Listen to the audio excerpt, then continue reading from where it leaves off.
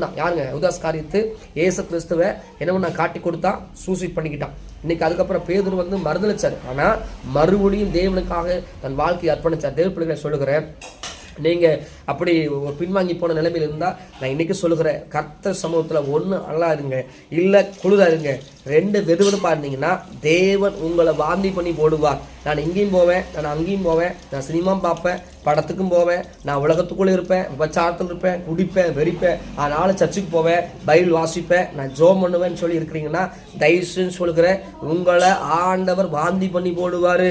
இந்த செய்தி கேட்டுக்கொண்டிருக்கிறீங்கன்னா நான் உங்களுக்கு தான் சொல்லுகிறேன், தேவன் உங்களை வாந்தி பார்த்துருக்கிறீங்களா? ஒரு மனுஷன் வாந்தி எடுத்தானா அந்த வாந்தி பக்கத்தில் நிற்க முடியாது. நான் ஒரு குறிப்பிட்ட வருஷம் நடந்து போயிட்டு இருந்தேன். அங்கே ஒருத்தர் குடிச்சிட்டு இருந்தார். குடிச்சிட்டு இருக்கும்போது அவர் வாமிட் எடுத்துட்டாரு. அவர் பெரிய ஒரு வாந்தி எடுத்து அந்த பாட்டிலே வாந்தி எடுத்தார்.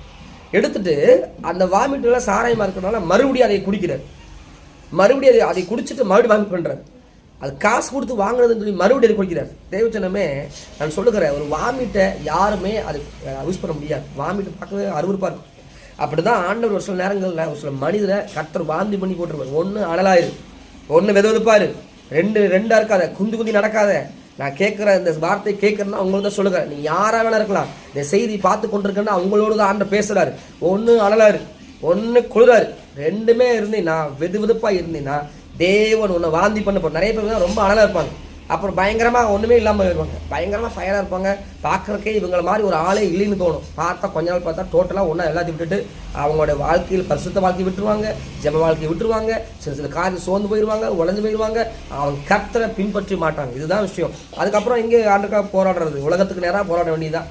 கோபத்தில், சண்டையில், போராட்டத்தில், உலகத்தினுடைய எல்லா காலத்திலும் நிற்க வேண்டியதான். சொல்லுகிறேன், பின்வாங்கி போகிற இதயத்தின் மேலே தேவன் எப்போதும் பிரியமாக இருப்பதில்லை. உலகத்தில் பாடு இருக்கும், உபத்திரம் இருக்கும், அவமானம் இருக்கும், நிந்தை இருக்கும், பாடு எல்லாமே இருக்கும். உலகத்தில் உபத்திரம் உண்டு, ஆனாலும் தொடர்பு கொள்ளுங்க. இந்த இயேசு கிறிஸ்துவே இந்த பூமியில் வரும்போது உபத்திரப்பட்டார். உபத்திரங்கள், பாடுகள்னால் எத்தனை எத்தனை திட்டு, எத்தனை அவமானம். பிசாசு துரத்துனா ஒருத்தன் சொல்றான், என்ன சொல்றான், பிசாசுனாலே பிசாசு துரத்துறான்னு சொல்லி ஆண்டவர் கூட சொன்னாங்க.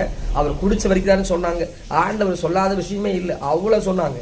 ஆனால் என் ஆண்டவர் பிதாவுடைய சித்தத்தை கரெக்டாக நிறைவேற்றினார். அதான் சொல்லுகிறேன், உங்களுக்கு அழைச்ச அழைப்புல இந்த பூமியில் எதுக்காக அழைச்சாரோ, எதுக்கென்று இந்த பூமியில ஆண்டவர் உருவாக்குனாரோ, எந்த காரியத்தை கொடுத்துருக்கிறாரோ அதுல உண்மையாருங்க, கர்த்தரை பின்பற்றுங்க, தேவ நாமத்தை நில்லுங்க, மகிமைப்படுத்துங்க. என்ன அவமானம் வந்தாலும், என்ன நிந்தை வந்தாலும் தேவனுக்காக நில்லுங்க. ஒரு நாள் ஜீவக்கிரீடத்தை உங்களுக்காக வச்சிருக்கிறார். அந்த ஜீவக்கிரீடத்தை நீங்க பெற்றுக்கொள்ள நீங்க ஆயத்தமா இருங்க. தயவு செஞ்சு இந்த ஜீவக்கிரீடத்தை இழந்து போகிற நிலைமை வரவே கூடாது. தேவனுக்காக நில்லுங்க, பரிசுத்தமா வாழுங்க, தேவனுக்காக பெரிய காரியங்களை செய்யுங்க, தேவ நாமத்தை மகிமைப்படுத்துங்க. God bless you.